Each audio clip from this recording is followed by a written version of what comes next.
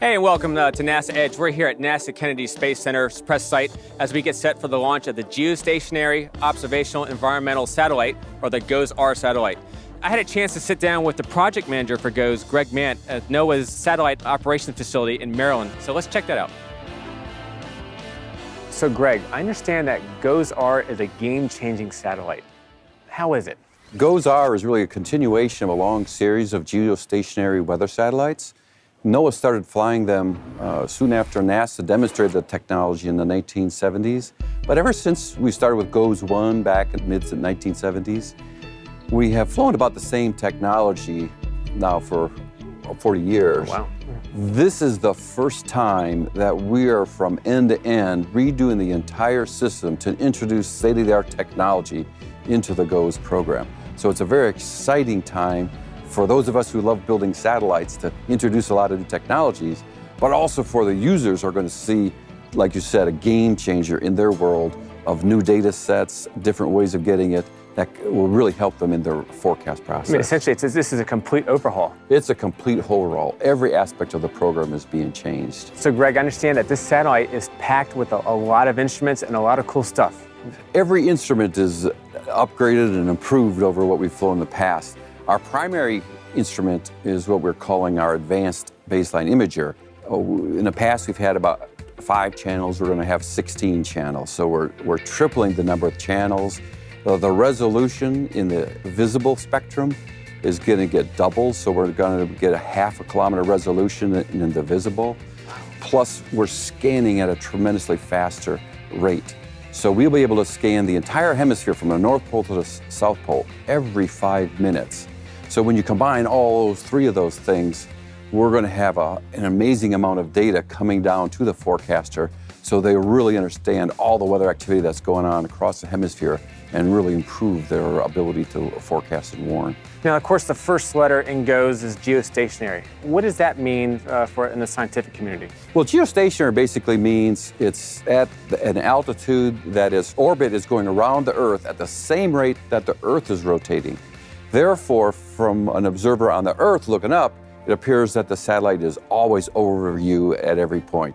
And that's what's really nice for the imager is when you take loops, it is really a movie of what's happening over you right now. NOAA's responsibilities for forecasting really go from the far western Pacific out to Guam, all the way to the west coast of Africa, primarily for like tropics and watching the hurricanes form. So we need 2 GOES satellites to cover that whole area. Okay. The critical part of the mission is continuity. So like I said, we've been flying it since the 1970s. Right. So we're basically continuing that, and we've got to continue to populate the atmosphere as the old ones reach the end of their life and we remove them from orbit. We replace them with the new capability. Okay, so as a meteorologist, as a climatologist, what's cool about this satellite that I can't wait to see in terms of data or imagery? The biggest thing from our forecasters, and I'm getting it directly from them because we've been actually feeding simulated data to them to get them used to the data product. Okay. And so they're getting pretty excited. In fact, they're a very tough crowd to please. You got to really prove it to them that it's valuable. Right. But when we've been showing this stuff, the comments we've been getting back like, wow, I want this in my office yesterday. Come on, hurry, hurry, hurry. So we have really built up a lot of excitement out there. And the biggest thing they've said to me is, you know, in the old GOES, it's like you were showing us pictures of what's been happening. Now, you're showing me a movie of real time. But even better, in the past, I was watching old black and white television. You're showing me HD TV. So when you do that, example like a hurricane or a tornado, you are watching every aspect of it and see how this is forming and how it's changing so that you can very quickly say, I know what's going on. I'm going to put this warning on tell the public. And because of the faster scanning and the higher resolution, you can get much more precise knowledge of what's going on and where. In addition, we're adding a lightning mapper. And so for the first time, we'll be able to see not only cloud to ground, but cloud to cloud lightning. Right now, there's the surface network that show cloud to ground. Okay. But about 90% of lightning is cloud to cloud. And the researchers have shown that if you're watching all this, there's an incredible spike up of lightning activity as a tornado is just getting ready to form. Oh, wow. And so now, maybe 30 minutes ahead of time, they'll see this huge burst of lightning activity, and they're gonna go, oh, we're gonna focus on that and be able to say, yes, indeed, a tornado is gonna start now. And so they'll be able to extend the lead time in terms of their tornado warnings. And even more importantly, when you hear there's a tornado warning in your county, what is your response? I know mine is, I run to the door to see it. Right? I mean, that's true. That's true. And a lot of that is because, there's a lot of, well, is it really? There's so much false alarms because they sort of overwarn to make sure people are prepared. Well, now, because of this new data sets, their certainty that it's coming is going to double. So that means they're not going to pull that alarm nearly as often. And when they do, people know, oh, I got to take this serious and act. So that improvement in the certainty that specific thing and where it's happening, I think will dramatically improve the warning process. And the forecasters love to be able to give much more precise information to the public to be able to respond. Joining us now is Greg Mant's deputy, Ed Grigsby. Ed, thanks so much for coming on the show. Oh, it's my pleasure. I'm glad to be here. So GOES-R, obviously, we're going to launch today, and it's going to be a great success. Looking forward, you've got three more spacecraft after GOES-R. That's right. And how are they going to look in comparison to GOES-R? I imagine by the time they're done, there'll be more technology and more things you can bring into the spacecraft. Well, we have actually built 4 duplicates, and 4 of them, all of the instruments for all 4 of the spacecraft are complete and ready to be integrated. And in fact, Lockheed has already integrated S and is in environmental testing. T is being integrated, U is being integrated as we speak. So we're going to have 4 identical spacecraft, 4 satellites that are going to just blow your socks off. They will. Now, will it take having all 4 satellites launched and flying to give us the real full impact of GOES, or what are we going to get immediately from GOES-R flying? Well, we're going to take about 6 months to test and make sure that all the systems work, all the data's flowing properly. And once that test phase is over with, we hand it over to the operators. The operators start flowing data. That is going to be immediate. When it starts flowing to the Weather Service, you're going to see better forecasts in the continental United States immediately. From your perspective, where are you going forward? Are you and your team, obviously you said Lockheed's still already doing the development, but in terms of GOES-S, T, and U, is the same team moving forward to assemble this? Will you be working on that as well? Yeah, I'll be working, and the same team for S, T, and U, and a lot of the real hard work is just beginning with this system. It is a system of systems. It's not just a satellite. There's a huge ground system infrastructure that was built and prepared, many years of preparing the users out there to accept and use this data effectively. Now you mentioned users. That would be forecasters and things like that? Forecasters. Well, not only forecasters, but these are real scientific instruments. We calibrated them to the same quality that NASA calibrates all of its scientific instruments, and that data is going to be available to universities and anybody that can get to it. It's free data. It'll be freely distributed. They're going to be able to use that data for new discoveries. So you're going to see just giant leaps over the next 10, 20 years from the GOES-R system. That's awesome. It's free data, folks, so don't miss out. That's right. Ed, thanks so much for being on the show. Oh, my pleasure. My pleasure. Earlier, Franklin had an opportunity to talk to Vanessa Griffin, Satellite Operations Director at NOAA, talking about the benefits of GOES-R. Let's check it out. So, Vanessa, you are the director of the NOAA Satellite Operations Facility. That's right. Tell me exactly, what do you do here? So I lead a very large team that is responsible for operating all of the nation's weather and environmental satellites. So we operate the satellites that NOAA has built and operated. We operate satellites for the Department of Defense, the DMSP satellites. We operate the GOES satellites, the POES satellites, all the satellites, about 16 in total right now.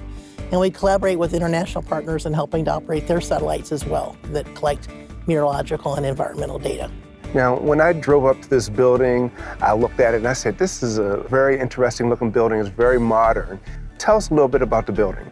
So this building was designed in the early 2000s. It was actually opened in 2006. It was very unique because for the first time we got to take a clean sheet of paper and say, if we're building a facility just to operate weather satellites and do data processing for those satellites, how would you design it? And so we designed it from ground up to be a good building for doing this function. So where we're in here is our operations facility, our floor. So all of our day-to-day 24/7 operations goes on here in this big room. And then behind us, we have our launch control room. So we built this building so we could launch 2 satellites. We could start getting ready to launch 2 satellites at the same time, knowing we would be launching a GOES-R satellite and a JPSS satellite pretty much at the same time. So it takes about 2 years for the launch team to practice and go through all their simulations, so they have to have a space to do that. So we created 2 launch control rooms next door. We have the floor downstairs where everybody has their offices and their desks and do their day-to-day work, so that it was a good opportunity to design a building just for the purposes for which we needed. So in this operations facility, you also have a search and rescue. Tell me about that. Okay, so we have what's called SARSAT, which is Search and Rescue Satellite Aided Tracking. So basically all of our weather satellites, and not only ours, but our international partners as well, carry instrumentation on board that can detect beacons that mariners, boaters, hikers, aircraft pilots, they carry these beacons with them. And if they get in trouble, they can turn the beacon on. It sends a signal out, it starts radiating a signal. That signal gets picked up by our satellites and it gets sent back to here, to our mission control center here. And then we basically detect that signal. We have a database of all those beacons that you buy. So if you like to hike, you go down to your local REI store, your local store, and you buy a beacon for, whatever it costs, and you register it with us. So you register it with our database, your name, your address, your phone number. And then if you get in trouble on a hike, if you fall down and hurt yourself or something happens and you need help, you just push a button. Next time a satellite comes over, we find the signal. It basically takes 2 satellites to triangulate where you are, and we find out where you are within about 15 kilometers. And then we will then verify that the signal is real, that beacon is registered and who it's registered to. Then we contact the local rescue authority, whoever that is. So if you're offshore in a boat, sailboat, we're going to call the Coast Guard. So if you're an aircraft that has a beacon that the aircraft has crashed, we'll contact the Air Force, who's responsible for aircraft kind of incidents. We rescue about 300 people a year based on our satellite data as contributes. And you can basically say that rescue happened because of the satellite system, the SARSAT system. And since the beginning of time, if you look at the whole globe, it's been like over 40,000 rescues around the globe because of this international SARSAT system. So if I hung out here for a week, the chances are something would happen over there where some... Probably if you were here for an hour, we might get an alert. We get alerts quite often. So also when I came in, I saw on the sign where it said ICE facility. Mm-hmm. What is ICE? Okay, so it's a collaboration between the Navy, NOAA, and the Coast Guard. They use satellite data to look at the ice over the Arctic and the Antarctic and other parts of the world. They also do snow mapping and snow depth analysis over the whole world. But their predominant thing is ice. So they're looking at ice in the Arctic and in the Antarctic, and they're helping mariners who are trying to get through the ice. They're trying to take their ships, cargo ships, container ships, and get through the ice. They're helping icebreakers, the Coast Guard icebreakers that go out and rescue things or help people get through the ice. We're determining where the ice is and also where the ice isn't. So we're basically helping them plot a course through an ice-infested waters that allow them to transit without getting stuck. That's what we're trying to avoid. We're trying to avoid any ship getting stuck in the ice anywhere. Now, even though this building is fairly new, you actually had to change the infrastructure to actually manage the satellite operations for GOES-R. Tell us about that. Yeah, so when we designed this building back in the early 2000s, we had made assumptions about the technology that we would need to fly the next generation of satellites. And unfortunately, the technology made a major change over that time since we started building it. So when we actually got in and we did the design for GOES-R, we realized that the technology had changed so dramatically that we needed a whole lot more power and a lot more cooling, because we've gone to RAID architectures and servers, spinning disks that generate tremendous amounts of heat and require lots of power. So the power we had in the building, the cooling we had just wasn't sufficient. As a matter of fact, it was so insufficient, we could not even just enhance it, change it or beef it up. We had to start over. So we had very carefully over a period of years to take out all the generators and replace them with new generators that were much bigger. We had to replace all the water cooling systems, the chillers. And basically maximize the amount of power we can ever get into this building that the county can ever provide to us utility company. We've basically maxed out everything we can take from them. For GOSAR. For GOSAR and JPSS together. So the Okay. two big generations, the two big flagship satellites together. They each have very large ground systems with lots of computers, lots of servers, the whole third floor of this building. Matter of fact, the third floor had to be doubled in size. About half of it at the time when the design was for computers, the other half was for different rooms and spaces and classrooms and things. We basically had to make the whole thing one huge computer floor to make sure we have the good reliability and redundancy that we need in the power systems and to be able to operate all these new satellites that are going to start flying next year with GOSAR. Hey, welcome back to NASA Edge. We've been talking a lot about the GOES spacecraft over the course of the past 45 minutes or so, and now we're going to switch focus to the Atlas V rocket. And joining us now is our good friend of the show, Mick Waltman. Mick, how you doing? I'm doing very well, Chris. Thank you very much. Yesterday, we had a chance to go out to the pad and see the Atlas V up close. And this is the first time that we've seen a Atlas V 541 launch here from Kennedy. We've seen one, I think, from Vandenberg. That's a monster rocket. It is. The Atlas V is about 200 feet tall with that 5-meter fairing on it. It looks really good. But this rocket for GOSAR has the 4 solid rocket boosters, which is, give it that extra lift to get into geostationary orbit. So that'll be a great sight to see this evening. And then for those people who are, we've been saying 541, at the beginning of the show and now. So that 541, correct me if I'm wrong, the 5 stands for the diameter of the fairing? That's correct. Okay. 5-meter fairing. The 4 is how many solid rocket boosters are needed. And then the 1 is how many upper stage engines we use. And in this case, it's a single engine RL-10.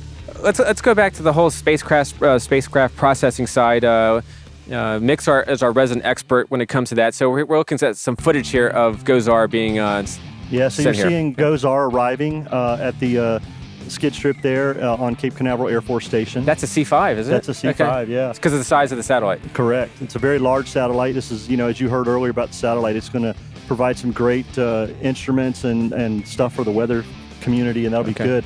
You're seeing the satellite here moved over into the payload processing facility where they brought it upright and started preparing the vehicle for testing. Here, what you're looking at here is actually one of their test covers that they put on the instrument, the ABI instrument, to test that out and make sure everything's working prior to closing everything up.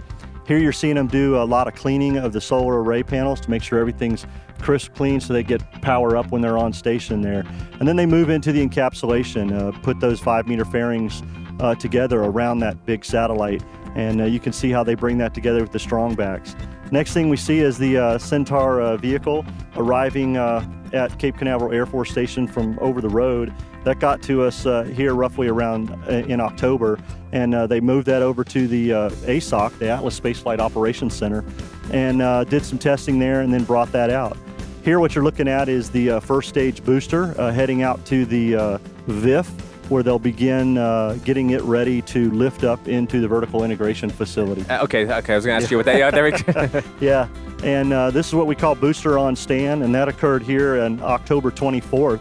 And they get that booster all hooked up and lift it from the front end, as you can see right there. And then the back end of the vehicle kind of slides on the trucks right into the vertical integration facility, and they prep that up.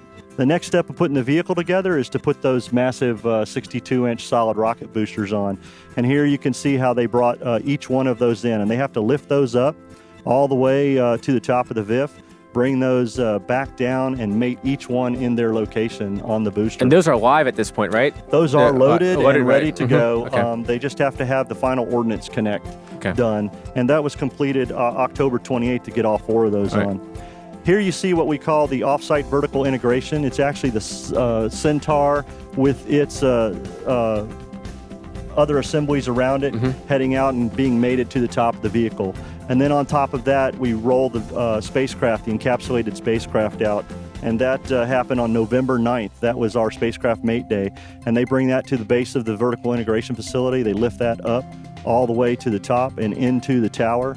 And they mate that to the top of the Centaur integration stack there to complete the buildup of the Atlas V 41 for the GOSAR mission. And you can see it's a very delicate operation there. As they bring those in and they move that down very slowly to get those final mates done to the assembly. we can always count on Mick to get up-to-date information on the rocket and also the processing, and we like to go to him every time we cover a launch. He's the man, and we really appreciate you coming out here once again. I mean, Appreciate it. This is, like I said, it's a great rocket this evening. GOES-R has a long history with us in the launch service program. We actually started working with NOAA and GOES back on the GOES-L mission in 2000. Oh, wow. So we've done GOES-L and M, and then we were advisors on GOES-N, O, and P for them, where we provided our unique services to the commercial industry with the spacecraft. And so GOES-R is just the next step in weather satellites, and we're very proud to be part of that partnership. And you'll be covering the next 3 satellites as well. Absolutely. GOES-S in March 2018. There we go. So you heard it from the man himself, and we're going to go back at the pad and see Space Launch Complex 41 as we see that huge Atlas V 541 launch vehicle as GOES-R, it gets ready to launch. T-minus 10, 9, 8, 7, 6, 5, 4, 3, 2, 1. And liftoff of NOAA's GOES-R, America's most advanced weather eye in the sky, elevating environmental intelligence to new heights and saving lives.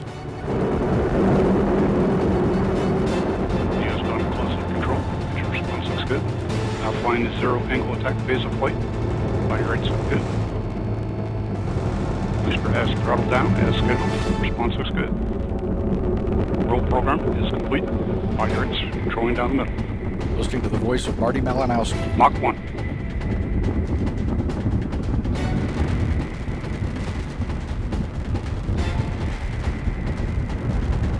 Standing by to pass through Max Q. This is the maximum aerodynamic pressure area. When mechanical stress on the rocket reaches its peak because of the rocket's velocity and resistance created by the atmosphere. NASA's Atlas V Booster has begun throttling back up. and Response looks good. GOES-R spacecraft continue into flight. You know, a real testament to just how much goes into making these launches goes off. We got to hear the poll. Did you say goes in and goes? Yeah, GOES-R goes off. There you Yeah, go. exactly. Just to see all the things that are necessary before launch. Right. It's very fascinating. Very happy to see it go. It doesn't get old when you see an Atlas V. Any type of rocket goes up, but like I said, an Atlas 541 that was pretty impressive. So this signs off our portion of the show, and we're going to follow GOES-R all the way until it gets checked out and we start getting the data. Yeah, I was going to say, till we start getting data, that's what's real important. You're watching NASA Edge. An inside and outside look at all things NASA.